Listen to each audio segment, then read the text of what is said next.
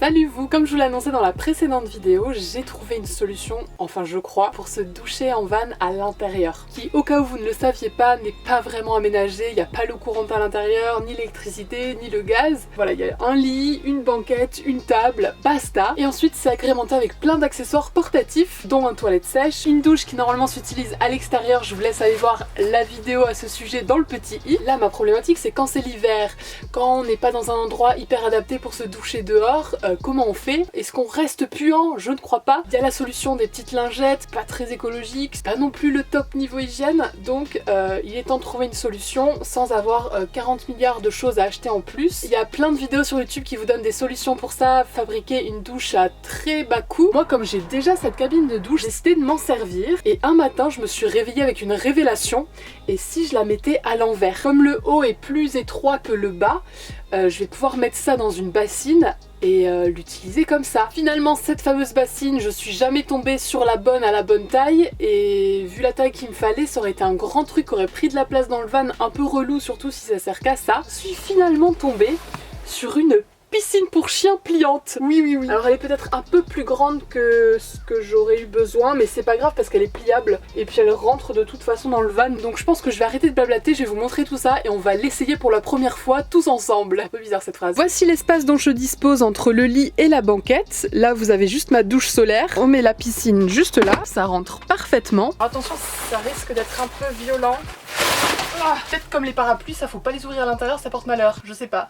Tant pis. En fait j'ai déjà vérifié, elle rentre pile à l'intérieur. Mais si je la mets normalement, elle a vraiment une base très large. Donc il faudrait une énorme piscine pour tout couvrir. Du coup, je la retourne, je l'ouvre.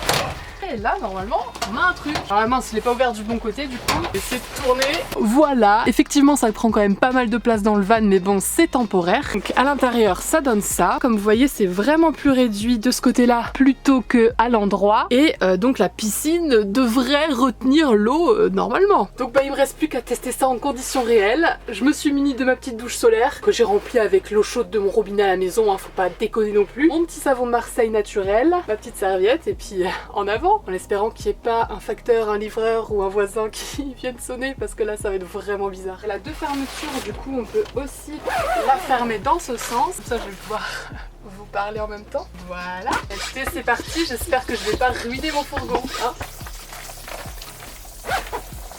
ça c'est chiant par contre. Là j'ai la porte arrière ouverte. J'ai pas très froid, après aujourd'hui c'est pas non plus une journée particulièrement froide hein. Et du coup comme voilà, je suis dans ma cabine, ça aide à éviter les courants d'air. Normalement je la fermerai jusqu'en haut. Je vais voir après s'il y a de l'eau par terre, mais j'ai l'impression que ça marche bien notre truc. À moins... J'espère que j'ai pas vérifié que le bouchon de la piscine était bien fermé. J'espère que oui. Je me mouille pour vous, hein, je me mouille quand même. Là. Serviette. Et voilà. Vérification s'il y a de l'eau par terre. On dirait pas là non plus. Tout est bien resté dedans. Bon du coup je me suis rhabillée hein. Écoutez ça a l'air nickel. De toute façon techniquement tant que le bouchon de la piscine est bouché, ça peut pas s'échapper quoi. Les rebords de la piscine restent bien droits, pas de soucis. Maintenant on va voir comment la vider. Je vais ouvrir la porte latérale.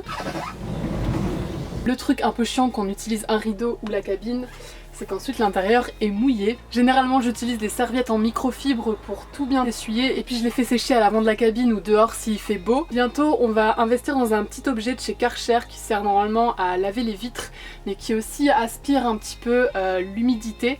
Donc pareil pour la condensation au-dessus et pour les parois de la cabine, je pense que ce sera vraiment l'idéal. Dès qu'on l'a, je vous en ferai un crash test. Là je vais laisser la cabine tranquille, je vais la mettre dehors en essayant de pas renverser ma piscine. Voilà. Donc effectivement toute l'eau se trouve bien là. Je vais enlever la douche. Ensuite là il y a le petit bouchon. Je vais essayer de ramener toute l'eau de ce côté là et ouvrir ça. Voilà. Bon le mieux c'est d'être dans le fourgon quand on fait ça, hein, pas là où l'eau coule. Donc ça pareil c'est sûr il faut pouvoir le laisser sécher. Mais avec un petit coup de microfibre ou de serviette tout simplement, on peut déjà pas mal s'en débarrasser. Écoutez je suis plutôt fière de mon idée, ça marche.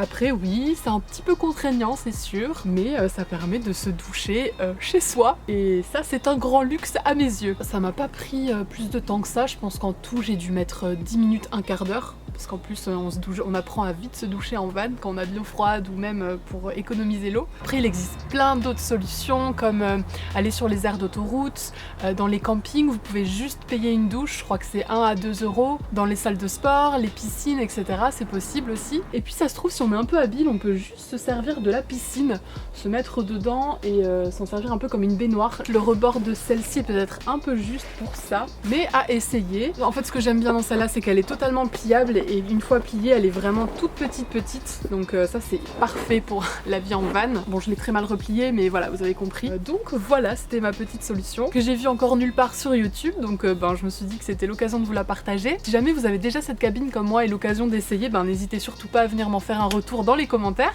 En attendant moi je vous fais des gros bisous, je vous remercie d'avoir regardé cette vidéo jusqu'au bout et je vous dis à très vite pour la prochaine. Salut. Mouah.